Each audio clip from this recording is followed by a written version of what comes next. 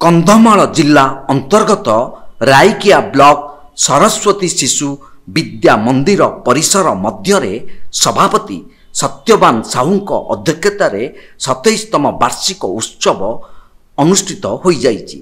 एही कार्यक्रम रे मुख्य अतिथि भावे बीजेपी जिला सभापति जगन्नाथ साहू प्रदीप प्रज्वलन करी कार्यक्रम को उद्घाटन करिथिबा बेले सम्मानित अतिथि भावे ओबीसी जिला सभापति तथा सांसद प्रतिनिधि संतोष लेंका 17 नंबर जोन जिला परिषद सत्यवान पात्र सरपंच गीतांजलि नायक मुख्य वक्ता भावे निरंजन मिश्र रमेश चंद्र विश्वाल मिहिर महापात्र कुमार चंद्र पाढ़ी ममता साहू चक्रधर पृष्टि निरोला प्रधान मंचासीन रहिथिले।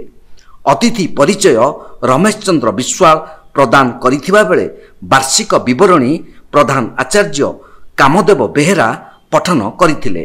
परे मुख्य वक्ता निरंजन मिश्र छात्र छात्री जीवन को सरस सुंदर करी गढ़ी तोलिबारे विद्यालय और गुरुजी गुरुमां भूमिका उपरे आलोकपात करथिले। विभिन्न श्रेणीर कुनी कुनी छात्र छात्री मानक द्वारा सांस्कृतिक कार्यक्रम करा जायथिला। शिशु मंदिर रे होइतिबा विभिन्न प्रतियोगिता रे सफलता हासिल करितिबा छात्र छात्री मानकु मानपत्र और ट्रॉफी प्रदान करा जायथिला। आजिर एही समस्त कार्यक्रम को गुरुजी आदित्य पात्र परिचालना करितिबा समय रे विद्यालयर समस्त गुरुजी गुरुमा सदस्य सदस्य माने सहयोग करितिले। कंधमाल रायकियारू नृसिंह चरण दास को रिपोर्ट तीर्थक्षेत्र लाइव।